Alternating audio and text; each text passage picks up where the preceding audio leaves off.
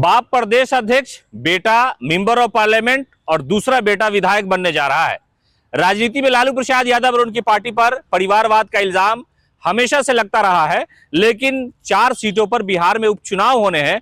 यहां पर जीतन राम मांझी के साथ साथ जगदानंद सिंह ने भी रिकॉर्ड कायम कर दिया, यानी राष्ट्रीय जनता दल ने भी रिकॉर्ड तोड़ दिया है।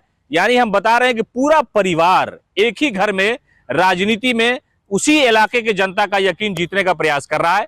जगदानंद सिंह राष्ट्रीय जनता दल के प्रदेश अध्यक्ष हैं बिहार के, और लालू प्रसाद यादव के साथ समाजवाद की राजनीति में हमेशा साथ साथ रहे।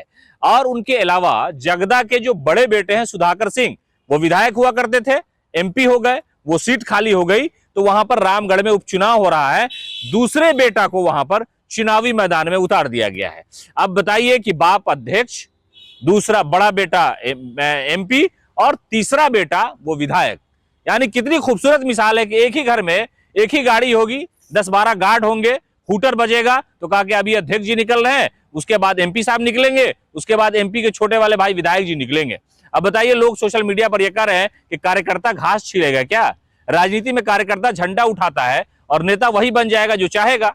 और परिवारवाद की राजनीति की सबसे खूबसूरत मिसाल इस वक्त बिहार में देखने को मिल रही है कि जनता दल यूनाइटेड ने बिंदी यादव की जो पत्नी है मनोरमा, उसको चुनावी मैदान में उतारा।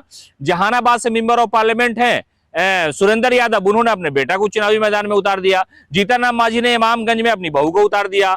और राष्ट्रीय जनता दल के जो प्रदेश अध्यक्ष है जगदानंद, उन्होंने एक बेटा को सेट कर दिया, दूसरे बेटा को सेट करने के लिए उन्होंने रामगढ़ से चुनावी मैदान में विधायक का टिकट दे दिया। जो लालू प्रसाद यादव और राष्ट्रीय जनता दल की बुराई करते थे, उनके छोटे पुत्र जो इस वक्त चुनावी मैदान में हैं राष्ट्रीय जनता दल के, बड़ी खूबसूरत मिसाल है। हालांकि जो परिवारवाद की राजनीति है उस पर बातचीत नहीं होती है, जब अपने लिए होता है तो बड़ा मीठा होता है, दूसरे के लिए राजनीति में कड़वा हो जाता है।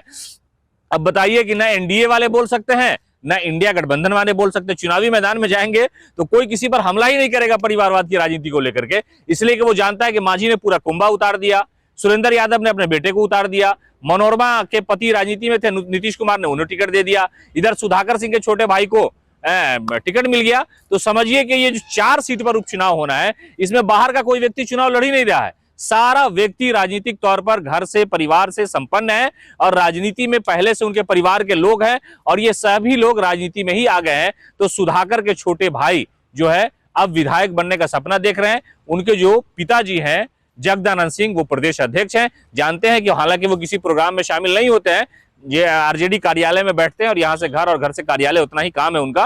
वो कभी किसी बड़े प्रोग्राम में गए नहीं है और उनके पार्टी के नेता और कार्यकर्ता के बड़े गुस्से में वो रहते हैं।